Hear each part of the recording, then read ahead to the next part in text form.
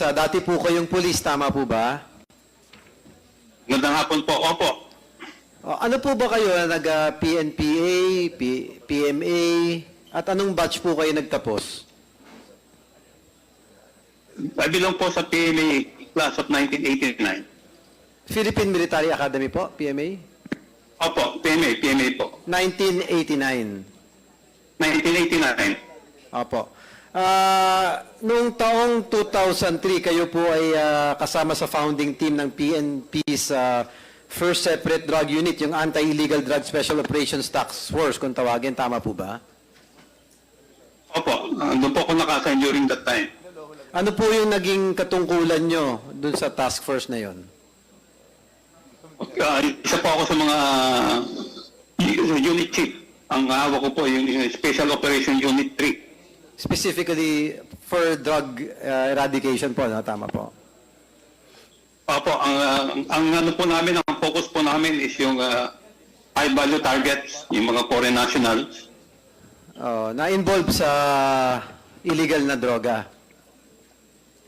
Opo. Noong taong 2015 naman po, ang task force nag-expand siya eh. Naging Illegal Drugs Group, AIDG. Tama po. Opo, transition po siya. At kayo naging bahagi rin nun. Party rin po kayo nun. Naging parte rin po ako. Eventually, naging PNP Drug Enforcement Group o DEG. Kayo naging bahagi rin po nun. Tama po. Opo. Naging deputy po ako nung i-organize po yung Drug Enforcement Group. Ako po yung in-appoint na ni Chief PNP Bato de la Rosa at that time na maging deputy for administration. Yeah, I can see, Colonel Asierto, that you have a wide experience in the anti-illegal drug campaign, being part of multiple groups that is specifically tasked to eradicate illegal drugs. Kung susumahin po ang inyong karanasan, bilang isang anti-drug operative, gaano po kahaba ang naging karanasan ninyo? Siguro po mga almost 2 decades po. Sa haba po nung karanasan ninyo, naging matagumpay naman po sa pananaw ninyo ang mga operasyon na nagawa nyo laban sa illegal na droga? Opo, masasabi ko pong naging epektibo yung aming unit, yung SOU-3, at marami po kami nakuha ang awards. Almost yearly kami ang nakakuha ng awards, yung mga tauhan ko. At very close po ako sa mga foreign counterparts. Sa maiksing pananalita po, very briefly, choosing a few of your major accomplishments, partly that has been mentioned earlier or not, pakibahagi nga po sa committee ito yung pinaka malaking accomplishment nyo sa paglaban sa illegal na droga. Siguro po yung pinakamalaking accomplishment ko is yung na-discover namin yung protection na ibinigay ni Pangulong Duterte sa dalawang drug personalities na si Michael Yang at si Alan Lee. Sa tingin ko po, yan yung pinakamalaking accomplishment ko. Kaya lang nga po is nalagasan ako ng dalawang kasama ko. Pakipaliwanag po, ano pong ibig sabihin ng nalagasan? Yung si Captain Perote po, dinukot sa Bacolod noong April 19, 2019. At si Master Sergeant Liwanag, retired Master Sergeant Jerry Liwanag, pinatay po noong February 24, 2021. Sila po ba mga kasama nyo rin sa PMA? Hindi po, mga tauhan ko po sila sa sa SOU-3. From the ranks po sila. Sa anti-drug operation unit nyo rin po? Opo. First time ko pong narinig yung nangyari na yan. Ano po ba ang, sa tingin nyo, bakit po ba o sino po ba ang may kagagawan ng pagkamatay ng inyong mga kasamahan sa anti-illegal drug campaign? Wala pong iba kundi yung dating Pangulong Duterte. Dahil gusto nila kaming patahimikin dahil doon sa na-discover namin na involvement ni Michael Yang saka ni Alan Lim. Ito rin po ba yung dahilan kung bakit wala po Simula kayo? nung Sige po, pakituloy po. Pasensya na po. ano po yung tanong?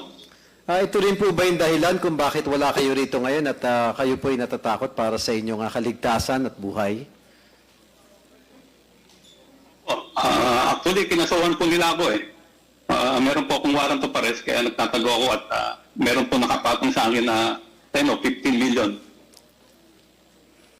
para po mapatay nila ako.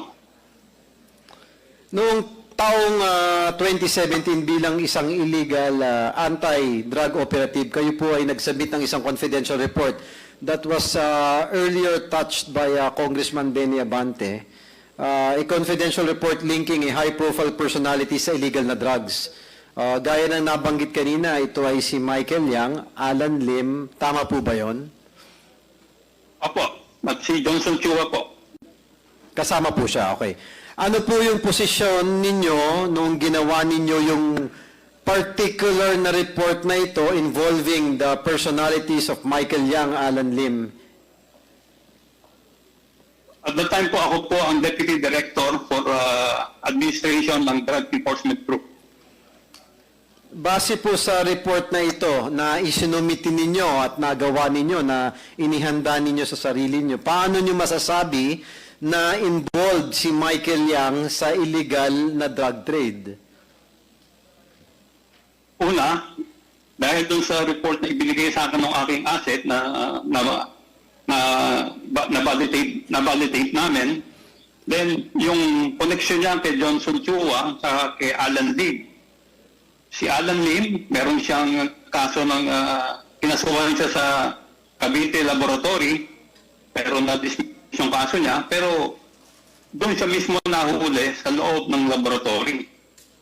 Si Johnson Chua, meron siyang standing warrant of arrest sa na-inisyo ng Cagayan de Oro RTC at sa Parañaque RTC. So dalawang personality na involved sa droga, tapos si Michael Yang, hindi naman po mahirap magkaroon ng assessment doon sa kanyang involvement. So it is safe to say na gaya ng nabanggit po ninyo na without a doubt they are involved sa personal assessment nyo as a professional and well-experienced operative of anti-illegal drugs. Opo, ako po ay 100% na yan si Alan Lim at si Lim Wenxiong ay isang tao lang po yan. At verified nyo po lahat ito sa inyong karanasan. Kindly wrap up, Congressman. Yes, Mr. Chair, just a few more questions. Kasama po yan doon sa meron pong yung report ko po ay may mga attachment. Opo, bilang huling tanong na lang po, gusto ko lang ibigyan ng emphasis dahil nalito ako doon sa tanong. Kanino niyo po sinabit yung confidential report na ginawa niyo noong 2017? Ang mukhang binigyan ko po ng report ay si Director Cascolan na ipinakuha ni then Chief PNP Bato de la Rosa at nagbigay din po ako ng report kay Director General Aquino ng PIDEA at nung maupo si Chief PNP Oscar Albayalde, binigyan ko rin po siya ng report. Ano po nangyari sa report? Wala po nangyari.